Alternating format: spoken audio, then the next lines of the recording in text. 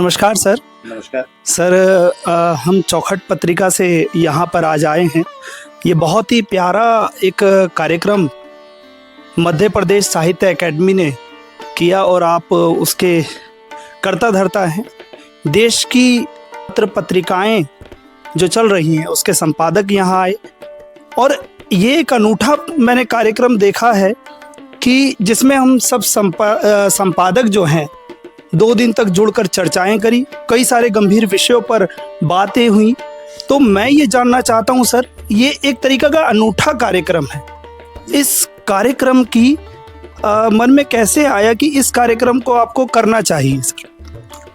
दरअसल साहित्य अकादमी मध्य प्रदेश का दायित्व विगत 6 वर्षों से मेरी ओर है और इस काम को करते हुए लगातार कुछ नवाचार करते रहना, जैसे आप चौखट के माध्यम से करते हैं, ऐसा मेरा भी सदैव मानस बना रहता है कि कुछ नवाचार करते रहें। इस दिशा में लगातार सोचता रहा और कई कार्यक्रम इतने अच्छे और इतने सुंदर हुए थे कि ऐसा लग रहा था कि वास्तव में ये एक प्रकार से ईश्वर ने इतिहास रचने का काम हम लोगों को सौंप दिया है। विशेष करके 2-3 चीज़ों का उल्लेख करना चाहता हूँ। आज 2 दिन से आप जिस तरह के कार्यक्रम में हैं, लगभग उसी श्रेणी के और कभी कभी तो इससे भी बड़े कार्यक्रम हमने संपन्न किए। उसमें विशेष रूप से रेखांकित करने योग्य कार्यक्रम हुए थे। अभी पिछले दिनों जबलपुर में हमने मध्य प्रदेश की साहित्यिक संस्थाओं का एक कार्यक्रम संपन्न किया। हमारी अपेक्षा ये थी कि साहित्यिक संस्थाएं सामान्यतः एक दूसरे की टांग खींचने में लगी रहती है, एक दूसरे पर लांछन लगाना और तरह तरह की गुटबाजियों में साहित्य समाज उलझा हुआ है। हमने सोचा कैसे इन सबको एक परिवार के रूप में इकट्ठा करें, इस पूरी शक्ति का सदुपयोग करें। क्योंकि देखिए, समाज जीवन में एक बात बार बार कही जाती है, चाणक्य ने भी उस दिशा में एक सूत्र दिया था हम लोगों को, कि जब समाज की दुर्जन शक्ति जो है वह इतनी प्रबल नहीं होती है कि वो एकाधिकार कर ले पूरे समाज के जीवन पर, लेकिन जब सज्जन शक्ति निष्क्रिय हो जाती है तब दुर्जन शक्ति को अवसर मिलता है अपनी ताकत दिखाने का।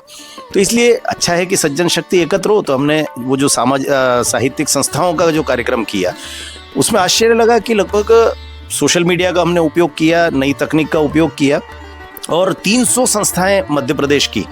हमको पता नहीं था कि इतनी सारी साहित्यिक संस्थाएं यहाँ पर सक्रिय है। और वो सब जब लोग आए और 2 दिन का जो कार्यक्रम हुआ, उसके बाद ये सब लोग जब लौटे तो अक्षरशः रूंधे गले से और रोते हुए हमको साहित्यिक संस्थाओं के लोगों ने कहा कि हमको ऐसा कभी आभास ही नहीं करवाया किसी ने कि हम लोग एक परिवार का हिस्सा है। और अब हमारे यहाँ आने के बाद हमारा वातावरण इतना अच्छा सुधरा है। मातृशक्ति बहनों के 2 संगठन थे, लेखिकाओं से के ही 2 संगठन थे और दोनों के संगठनों की सदस्यता की शर्त थी कि आप दूसरे के सदस्य तो नहीं है। आज स्थितियाँ ये है कि दोनों के बैनर एक साथ लगते हैं, दोनों एक साथ कार्यक्रम करते हैं। तो हमने मालवी बोली के लिए एक बड़ा कार्यक्रम संपन्न किया, उसके बाद निमाड़ी के लिए संपन्न किया, इसके बाद बघेली के लिए संपन्न किया, बुंदेली के लिए संपन्न किया। तो ये कार्यक्रमों की श्रृंखला चलती रही। अभी अंतर्राष्ट्रीय साहित्य संवाद भी उसी स्तर का था। इस कार्यक्रम की संकल्पना हालांकि मेरे मन में बहुत पहले से थी, लेकिन इतने बड़े स्वरूप में होगा ये कल्पना मुझे भी नहीं थी। और मुझे कहते हुए बिल्कुल संकोच नहीं कि थोड़ा सा समय मुझे कम प्राप्त हुआ, क्योंकि हम जानते हैं कि शासकीय तंत्र में 31 मार्च आते आते तक जल्दी सारा सब लेखा संपन्न करना होता है हमको। तो अभी 30 और 31 मार्च को ये कार्यक्रम संपन्न करना मेरे लिए अनिवार्य था, अन्यथा अगले वर्ष में चला जाता तो शायद बहुत विलंब होता। तो मैंने सोचा कि अभी तुरंत करें। और इस तुरंत करने में ये हुआ कि लोगों को आरक्षण नहीं मिले, कई बार ट्रेन का टिकट, बस का टिकट, ये सब मिलने में परेशानी होती है। लेकिन ये बहुत अच्छी बात है कि 300 संस्थाओं ने इस दिशा में रुचि दर्शाई और लगभग 197 संस्थाओं का प्रतिनिधित्व यहाँ पर हुआ। तो मुझे लगता है कि ये भी अपने आप में एक कीर्तिमान स्थापित हो गया है कि देश भर की साहित्यिक पत्रिकाएं एक चौखट पर आई। क्योंकि हम चौखट से ही बातचीत कर रहे हैं, इसलिए मुझे लगता है कि इस चौखट को हम सदैव खुला रखें।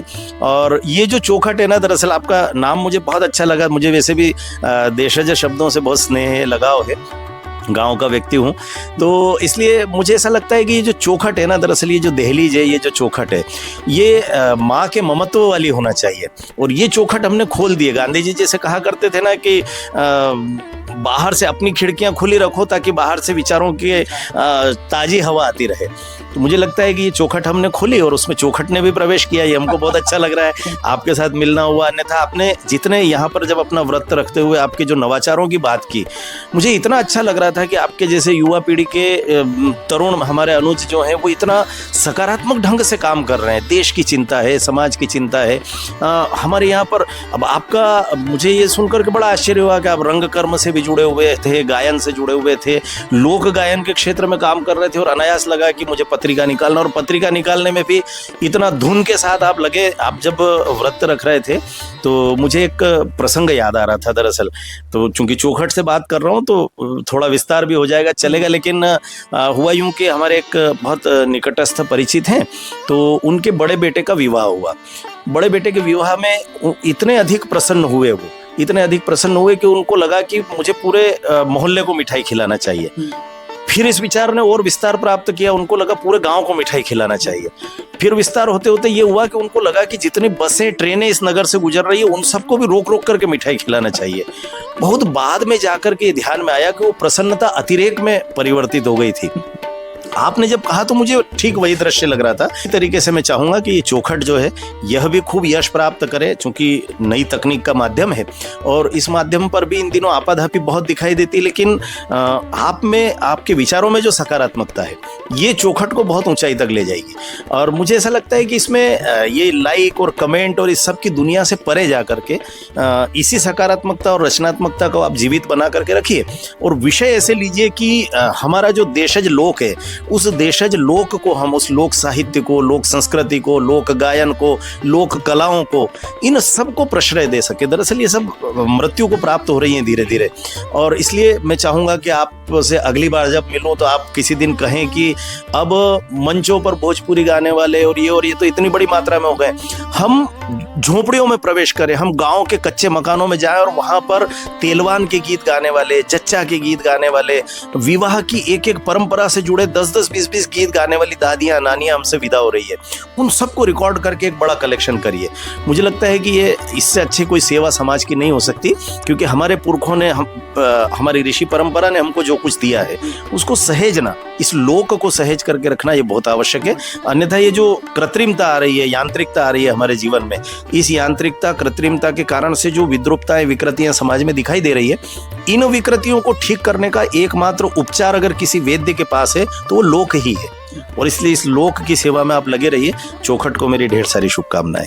सर, एक प्रश्न है मेरा कि जैसे अभी निरंतर समय बदल रहा है और एक तरीके से पत्रिकाएं आज हमारे सामने बहुत दिग्गज और पुराने समय से लेके अभी तक चली आ रही पत्रिकाओं के संपादक थे।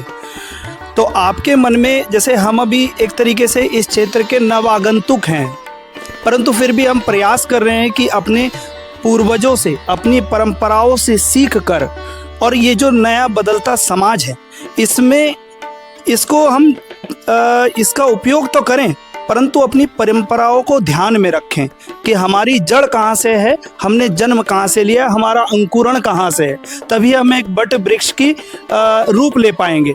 तो सर, इस पूरी श्रृंखला में आपको ये कब एहसास हुआ कि हमें नवाचार के साथ साथ ये जो नवागंतुक हैं, जो नव अंकुरण पौधे हैं, यानी हमारे जैसी पत्रिकाएं कई सारी मैंने देखी, नई पत्रिकाओं को आपने अवसर दिया और उनको यहाँ आमंत्रित किया मध्य प्रदेश साहित्य अकेडमी में, और उनको एक अच्छा मंच दिया बोलने का, तो आपके मन में ये कैसे आया सर कि उनको भी मौका मिलना चाहिए?